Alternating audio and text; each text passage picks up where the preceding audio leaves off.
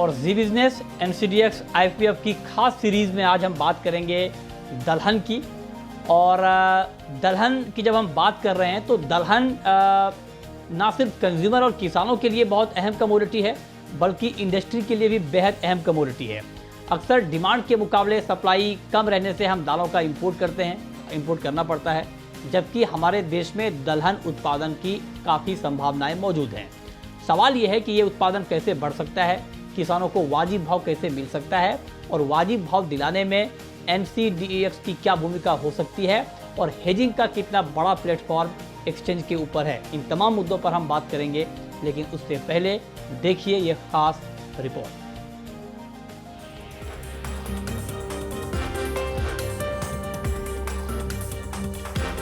हमारे खान पान में दाल रोटी का स्थान काफी ऊपर है।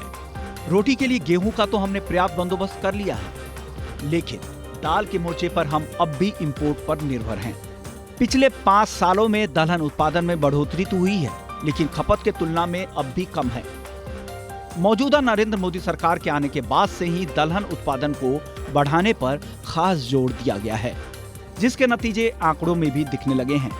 2014-15 में दालों का कुल उत्पादन 170 लाख टन था, जो 2019-20 में बढ़कर 230 लाख टन हो गया। मौजूदा साल में इसके 244 लाख टन तक पहुंचने का अनुमान है, जो 240 लाख टन सालाना खपत से ज्यादा है। अगर ऐसा होता है तो दलहन उत्पादन में देश आत्मनिर्भर होने के साथ सरप्लस की भी स्थिति होगी। पिछले कुछ सालों में दलहन की खेती के लिए मिले प्रोत्साहन और किसानों की मेहनत से अब देश दलहन उत्पादन में आत्मनिर्भरता की तरफ बढ़ रहा है।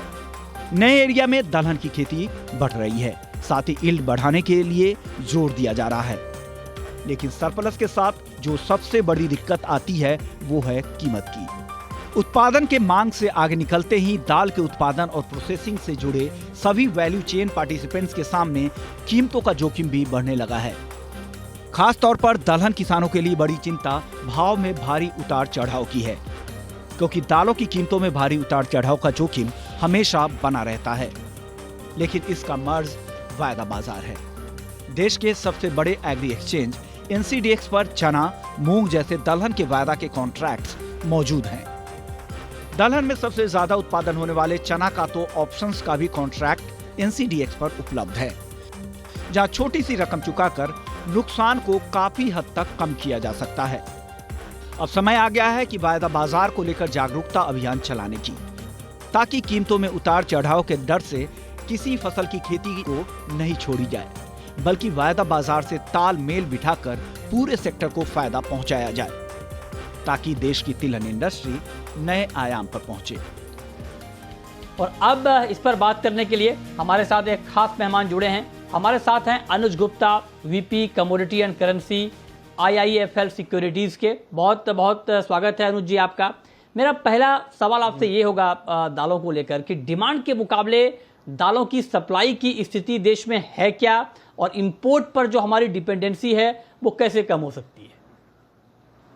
मिथुन जी गुड इवनिंग। देखिए, जो डिमांड है वो ऑलमोस्ट करीबन 26 से 27 मिलियन टन के आसपास है, और जो हम प्रोडक्शन करते हैं वो करीबन 24 मिलियन टन के आसपास है। हालांकि सरकार ने इस बार जो टारगेट किया था वो करीबन 26 मिलियन टन के आसपास का था, तो 2-3 मिलियन टन का जो अपना जो शॉर्टेज है वो भारत के अंदर है, जिसकी वजह से हमने देखा है कि अभी रिसेंटली सरकार ने उड़द को और पीस का जो इम्पोर्ट है वो लाइसेंस यहाँ पर जारी किया है। तो जो डिमांड है उसको फुलफिल करने के लिए इंपोर्ट को यहाँ पर किया गया है। तो मुझे लगता है कि उस इंपोर्ट की वजह से जो शॉर्टेज है 2 या 3 मिलियन टन का वो यहाँ पर पूरा होता हुआ दिखाई देगा।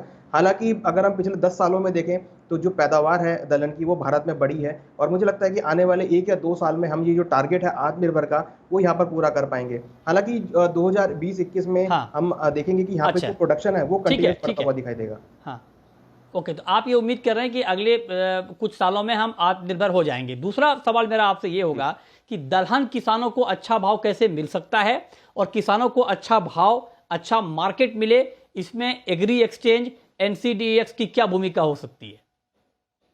देखिए एनसीडीएक्स एक्सचेंज के अंदर वो यहाँ पर जो प्राइस कोटेशन है वो देख सकते हैं, आगे फ्यूचर के जो भाव हैं वो देख सकते हैं, और उसके अकॉर्डिंग जो उनकी पैदावार है या जो उनकी क्रॉप तैयार होकर आती है उसको वो मंडी में ले जा सकते हैं। इवन एक्सचेंज के द्वारा भी वो अपनी क्रॉप को डिलीवर कर सकते हैं और डिलीवरी ले सकते हैं। तो एक्सचेंज सारी फैसिलिटी प्रोवाइड करता है डिलीवरी करने के लिए। साथ में यहाँ पर जो ऑप्शंस चालू हुए हैं जहाँ पर वो ऑप्शन इन गुड के यहाँ पर करके वो ट्रेड अपना डाल सकते हैं, कम अमाउंट में जो प्राइस रिस्क मैनेजमेंट है वो यहाँ पर इसको कर सकते हैं। तो अच्छा रिस्क उनको तब मिलेगा जब उनका जो रिस्क है वो यहाँ पर मैनेजमेंट होगा, और एनसीडीएक्स ये जो सर्विस है वो प्रोवाइड करता है।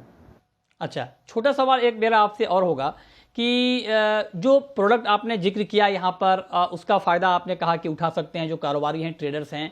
हेजिंग कितना बड़ा विकल्प है एक्सचेंज के प्लेटफॉर्म पर, इसको जरा अगर आप आसान भाषा में संक्षेप में बता पाएँ। देखिए हेजिंग होता है कि जो किसान है उसका जो माल तैयार हुआ है उसको कैसे रिस्क को कैसे मैनेज किया जाए। तो एक्सचेंज जो है वो सर्विस प्रोवाइड करता है। अगर किसी ने खरीदारी करी है तो वो एक्सचेंज पे जाकर अपने उस माल को हेज कर सकता है, मीन्स उसके प्राइस को वो लॉक कर सकता है जितना उसको प्राइस चाहिए। तो उस प्राइस को लॉक करने को हम हेजिंग बोलते हैं कि अगर प्राइस माल तैयार होने के बाद प्राइस अगर ऊपर नीचे जाएगा तो उसको कोई फर्क नहीं पड़ेगा अगर उसने यहाँ पर ठीक है। कमोडिटी को हेज किया हुआ है। तो हेज करने के लिए फ्यूचर अवेलेबल है, स्पॉट फ्यूचर आर्बिट्राज अवेलेबल है और ऑप्शन इन गुड अवेलेबल है। तो सारे ही प्रोडक्ट एनसीडीएक्स में अवेलेबल है हेजिंग पर्पस के लिए। ओके, जी बहुत शुक्रिया अनुज जी आपका हमारे साथ जुड़ने के लिए, डिटेल में दलहन मार्केट के बारे में बात करने के लिए।